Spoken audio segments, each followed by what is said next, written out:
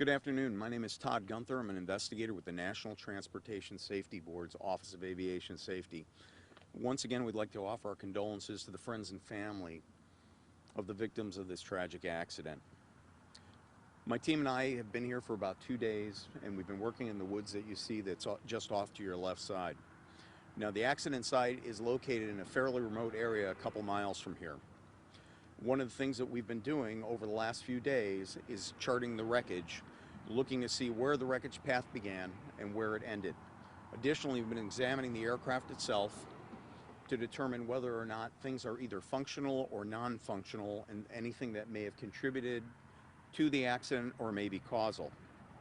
Now, currently, while I'm speaking with you, we've got a 6-man crew that's doing wreckage recovery. And what they'll be doing is they'll be picking up the wreckage at this point. They'll be transporting it to a secure location where we can go ahead and look at the wreckage once again in depth under controlled conditions. And we'll actually do what's commonly referred to as a 2D reconstruction, where we lay the wreckage out to scale so that way we can examine it better. Now, some of the things that we've done since we last spoke with you is we've determined that the approach path, or approach angle if you will, into the trees from the flight was very shallow. The aircraft hit at a very high speed, and after striking the trees, it fragmented. The wreckage path, which we initially got the information from the FAA, which they measured, initially we thought was about 100 yards long. We now know that it's double that.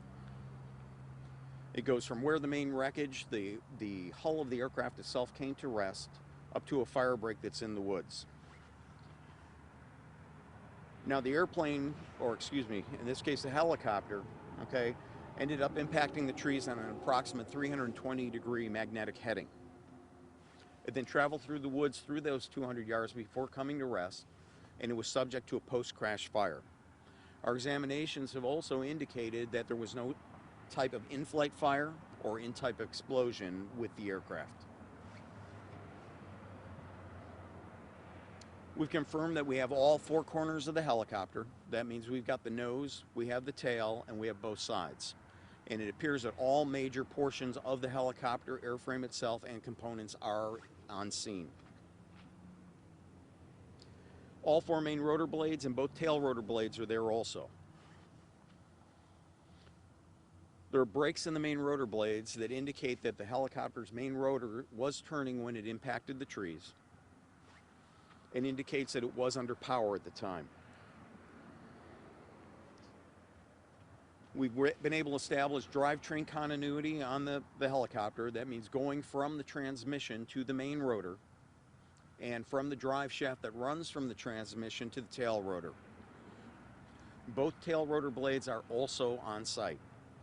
Both are also broken, which indicates that they did strike the trees under power or during rotation. We looked at the transmission. The transmission is functional. We also looked at the chip detector, which is magnetic, which would pick up any metal that was inside the transmission itself, and the magnetic chip detector is clean, and there is no metallic debris on it.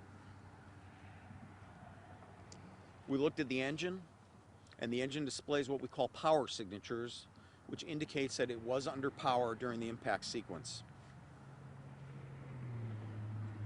Now, currently, as we're recovering the wreckage, certain items will be placed off to one side for us when we do that 2D reconstruction.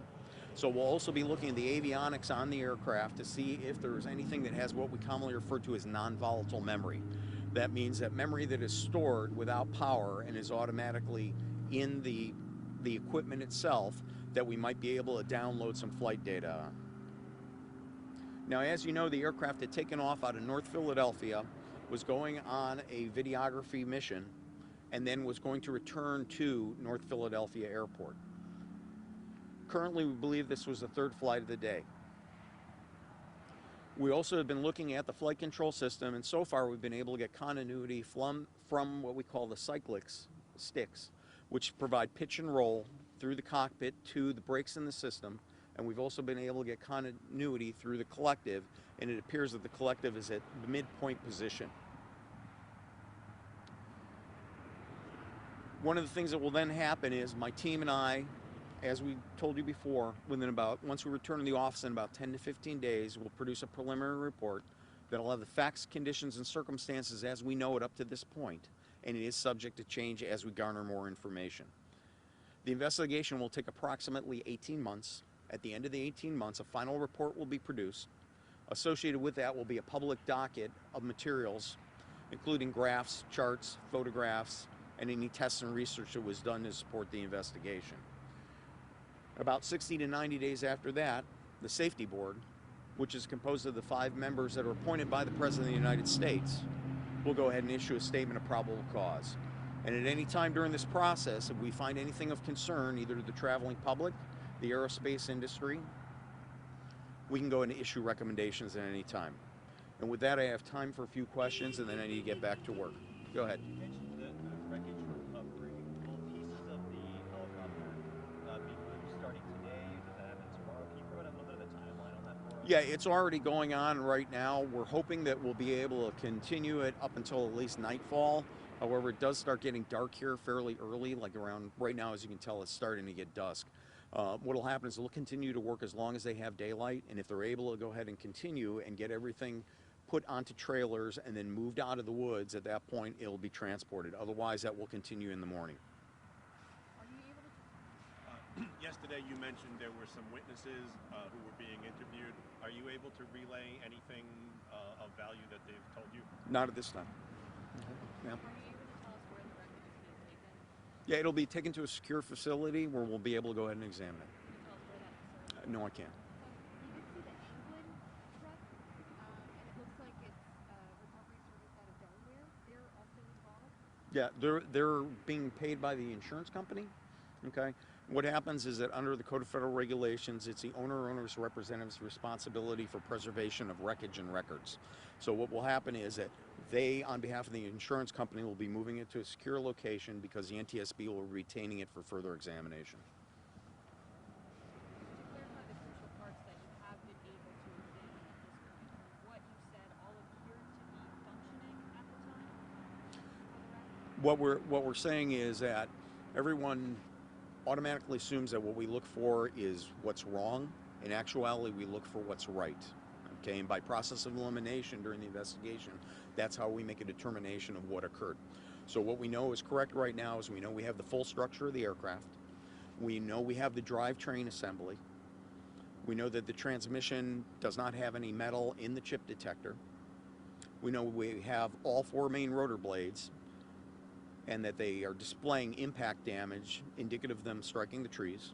We have both tail rotor blades, which are separated, and both display impact damage with the trees.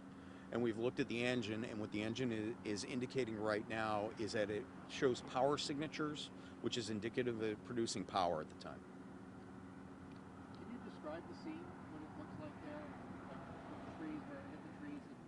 Yeah, it's 200 yards. The initial impact point is near a fire break in the woods, and then continues for about 200 yards on a heading of about 320 degrees until the last piece of wreckage is there. Lighter stuff from the initial impact from the top of the trees, and as you go down the wreckage path towards the main wreckage, which is the main portion of the aircraft's hull, or in this case the cabin assembly, there is more there, including the transmission, the engine, etc.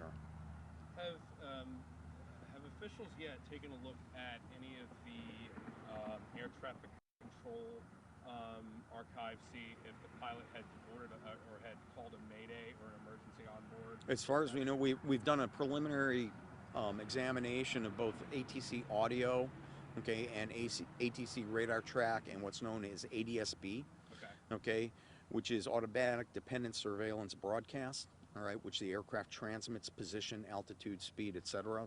to air traffic control. And at this time, we have not found any evidence of any type of either emergency call or mayday. Yesterday you mentioned the cold weather, the rough terrain, being so dense into the woods, providing a little bit of a challenge. Is that continuing to be an issue as your crew now starts to begin to move those pieces? No, it isn't. Have officials yet possibly determined if there's like based on evidence, if there's any kind of indication of how quickly or how fast the aircraft struck the ground when it hit? No, we haven't. No. Okay. And to I have clarify, time for one more question. Go ahead. I just want to clarify. Sure. You have located all of the crucial pieces of this helicopter. There are no other missing pieces that you're currently looking for. Yeah, we found the majority of the main wreckage, the majority of the helicopter. If I could get really quick one more question in. I know that the roads were the pathways have been closed off. Would the trails that lead from here to like Batstow Village, would they be reopened once the NTSB is finished here and be open to like recreational use or anything like that? You know. I couldn't tell you. You need to call state parks. Okay. Yeah. Okay. And thank All you, right, folks. thank you.